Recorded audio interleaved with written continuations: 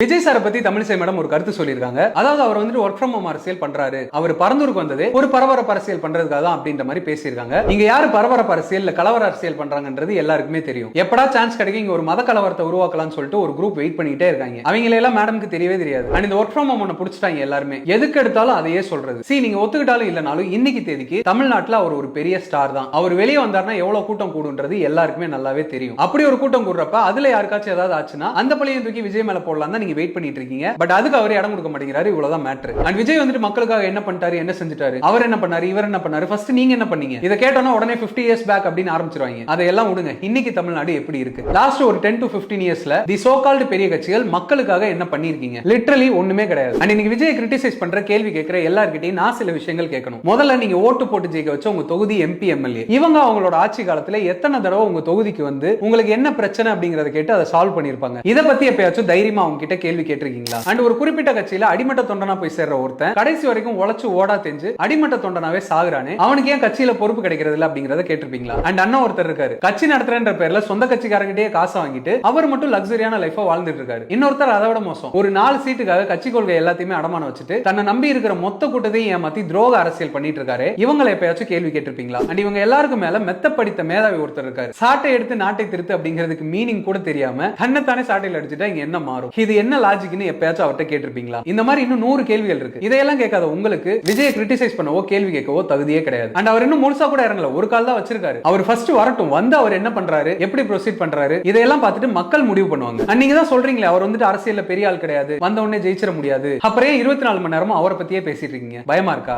நம்மளோட ஒரு சின்ன பையன் இருக்கான், அவனால நம்மள ஒண்ணுமே பண்ண முடியாது அப்படிங்கிறது தெரிஞ்சா அவனை ஒரு பொருட்டாவே நம்ம மதிக்க மாட்டோம். ஆனா எப்ப பயம் வரும்னா, என்ன இவன் ஒரு மாதிரி வந்துட்டு இருக்கான், ஒருவேளை நம்மளே அடிச்சு உட்கார வச்சிருவானோ அப்படிங்கிற எண்ணம் வர்றப்பதான் அவங்கள பார்த்து கத்துறது கதறது எல்லாமே. இதுதான் இப்ப விஜய் சாருக்கு நடந்துட்டு இருக்கு. அண்ட் இன்னும் சில பேர் அவரோட பர்சனல் லைஃப் எல்லாம் நோண்டி ரூமர்ஸ் கிளப்பி கேவலமா அவரை அட்டாக் பண்ணிட்டு இருக்காங்க. முதல்ல நீ ஒழுக்கமா இருக்கியா? ஃபர்ஸ்ட் உங்க முதுகில் இருக்கும் அழுக்கை பாருங்க நண்பர்களே, அதுக்கப்புறம் அடுத்தவங்களோட முதுக சொரியலாம்.